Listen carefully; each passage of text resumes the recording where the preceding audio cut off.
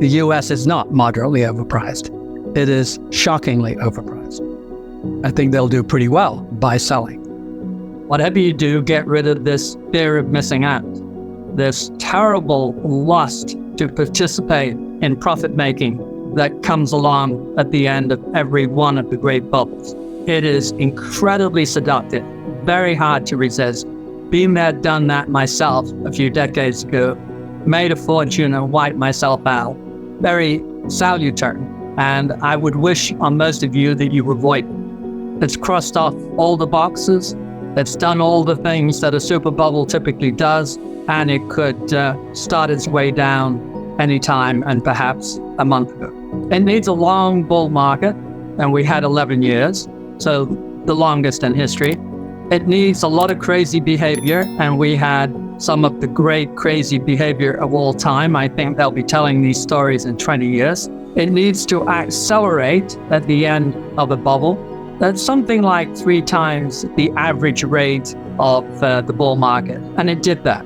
From COVID on upwards, the NASDAQ more than doubled, and it went up at well over 3 times the normal rate. And finally, a thing that is unique to the super bubbles, the 2 or 3 that just keep going and going, is that at the end, the speculative stocks start to peel off. And even on the upside, for the broad market, they start to go down. And that started early last year. The super duper specs, the worst of them all, started to decline. And then one by one, they fell in and started to drop. And as we sit today, something like 40% of all the NASDAQ stocks are down over 50%, which is pretty amazing since it's only the other day the S&P was at its all-time high. Nothing is certain in life, but I would say that is the beginning of the burst, when the specs that typically go up quite a lot more than the market go down as the market goes up. So the S&P went up 25% last year, and a lot of the most speculative stocks were already going down. That is very rare. It happened in 1929. It happened in 1972 before the very big decline then. It happened in 2000 before the tech wipeout. So you're saying we are at the beginning of a crash? I would say it is likely that we are. I think it would be unlikely that the market would not come down by 50% from its peak. The broad market, the S&P, and it would be unusual if the specs did not do worse than that. The problem is it slow or is it quick? The stimulus program left a lot of money in individual hands for buying the dip, and they have been throwing money this year, individuals, at the dips. They have probably never invested more rapidly than they have this year, and despite that, of course, the market is down. But they have a lot of money. They're pretty well funded. Many corporations are doing well. The economy isn't too bad. So this could turn out to be quite a struggle, where slowly but surely the market has to readjust to higher and higher rates and higher inflation. They will not give up, I suspect, too easily, but will fight it out. If you look at the real estate market, all real estate markets pretty well around the world are very, very high. And if you look at the bond market, of course, interest rates are incredibly low and bonds are incredibly high. But when it comes to the stock market, rather like 2000 and the tech bubble, this is more an American affair than anything else. Outside America, the world is merely overpriced. Ho-hum. It's often overpriced. It's usually not that dangerous. In the US, however, we have an extreme overpricing, extreme crazy behavior, and I think we're in a rather dangerous equity bubble. So there is a decent chance that Australia, the UK, Japan, there's some fairly reasonably priced countries. If they come down in sympathy, they'll come down a lot less and probably rally earlier. This bubble in the US is eerily similar to the 2000 tech bubble. It's led by the NASDAQ, it's led by the specs. 2000, the specs underperformed all year and the S&P continued to climb. It is just possible that the S&P will rally to a new high. I think it is impossible that the specs will. So I think the game has started, And it will play out perhaps rather like the 2000. Historically, the stock market has hated inflation. It crushes price-earnings ratios. This time, uniquely, it did not. Inflation roared through the roof, and the PEs continued to rise. Nothing like that had happened before. And we have a model that goes back to 1925, and there are two factors that determine price-earnings ratios, or the price level of the market. One of them is profit margins. Of course, it loves them. And the other is inflation. Of course, it hates it. And they have worked like a charm. And in 2000, you had, for example, at the top of the market, world record profit margins and very little inflation. And today we have world record profit margins, but we have rather high inflation. The market should have dropped starting in the middle of last year had it been following the normal battle plan. It did not. The market is saying about inflation that it totally ignores it. It completely believes the Fed that it's temporary, ephemeral, etc. And it doesn't appear to be. And if that seeps into the market in the usual way, it will mercilessly depress the price-earnings ratios. And in the end, the Fed doesn't like to get on the bad side of the administration. Politically, inflation is death.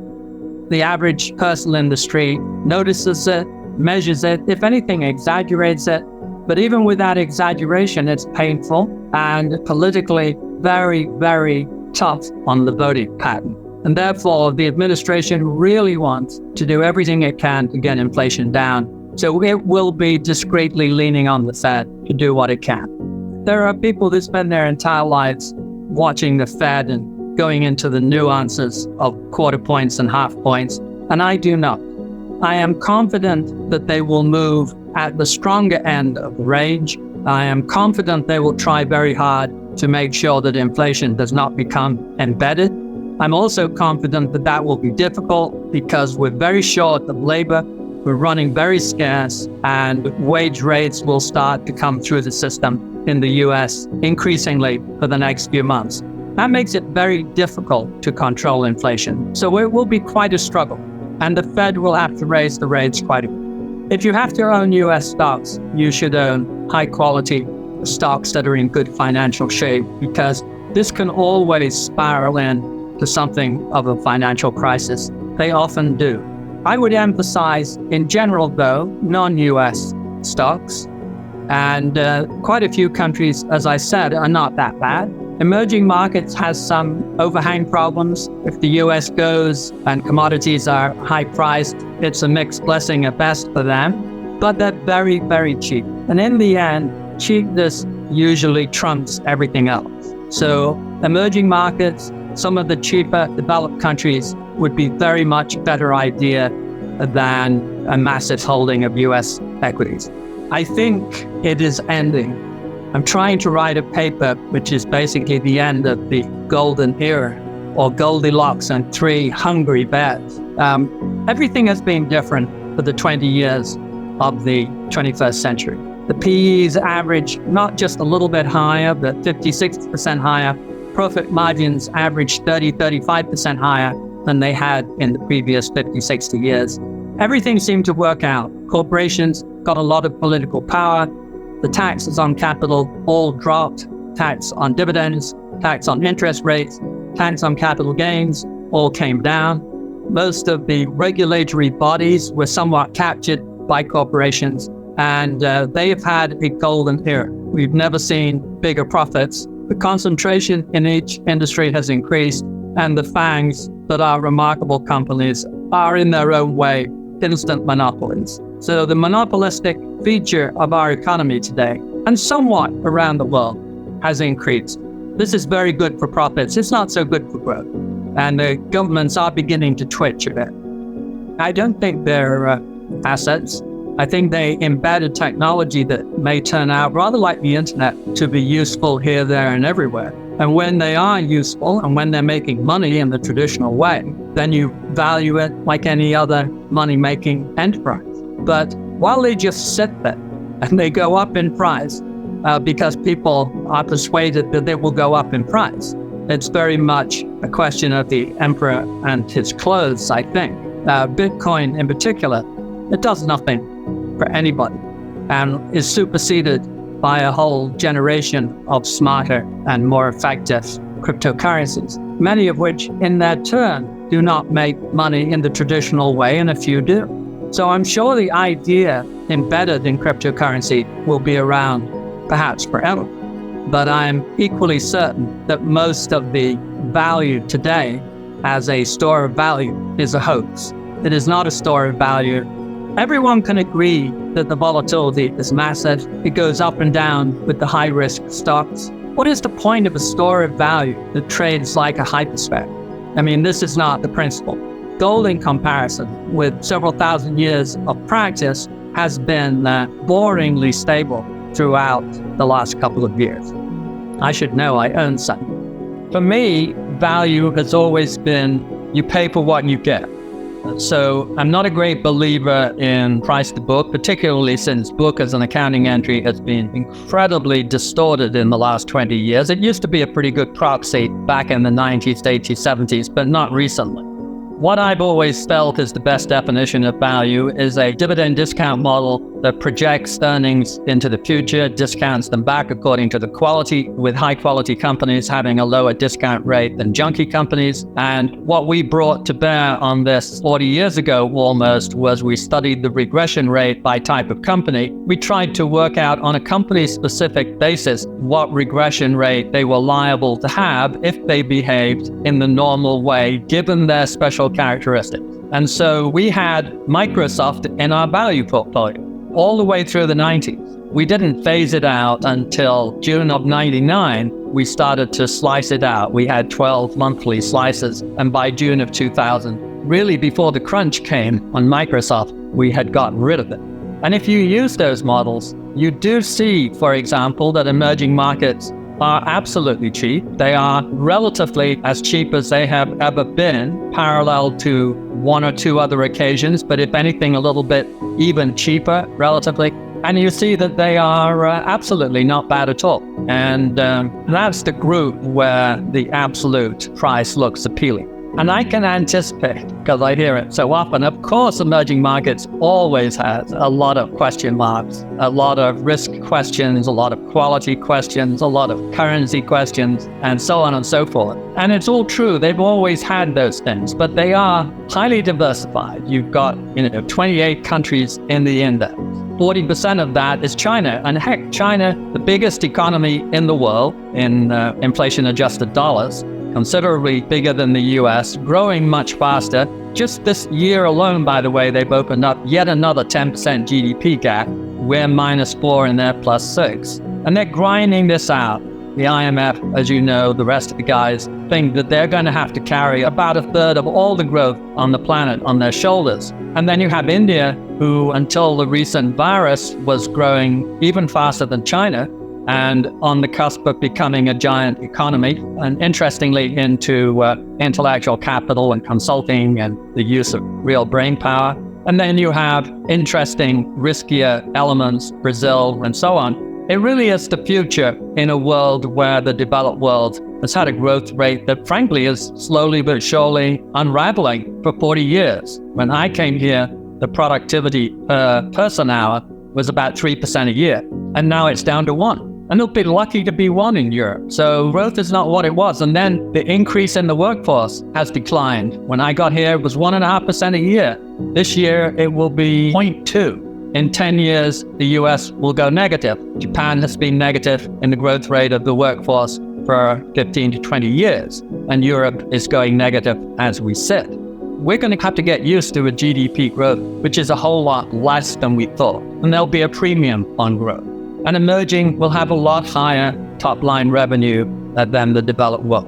We are suffering a baby bust without precedent throughout the world in the developed markets. South Korea is a whole lot worse than China at 1.0 fertility rate, when 2.1 is replacement. I mean, it's just hard to get one's brain around that they're losing half the baby cohort every generation, which is to say every 30, 35 years. Italy is 1.4, Japan is 1.4. China is 1.5, 1.55, which is terrible. The US is 1.70. Italy's in the mix, and Hungary's, the growth rate of Europe in population is going to be very similar to China's, perhaps a little bit higher, but not enough to count. The US will not have a rising workforce. We were highly unlikely to take immigrants sufficient to block a drop-off in the baby cohort. At 1.7, you're running 15% plus below replacement. We haven't taken that level of immigrants for years. And we don't know going forward how the immigration numbers will hold up, but highly unlikely, I think, to expand enough to even get to zero. But the US will have a slower rate of decline in the workforce over the next 50 years than Europe and China, and of course, very much slower than the developed world. That becomes one of the more attractive features of the other 60%. So China will have a falling workforce, and the other 60% will have a rising workforce. On average, that puts them, even on that issue, way ahead of the developed world. Stay out of trouble. Make sure you don't buy expensive markets, expensive stocks. Emphasize value, cheapness for what you get. Hunt around for the cheaper countries, hunt around for the cheaper stocks within those countries. Carry some cash reserves. There'll be perhaps some very nice buying opportunities. And whatever you do, get rid of this fear of missing out, this terrible lust to participate in profit making that comes along at the end of every one of the great bubbles. It is incredibly seductive, very hard to resist. And I would wish on most of you that you avoid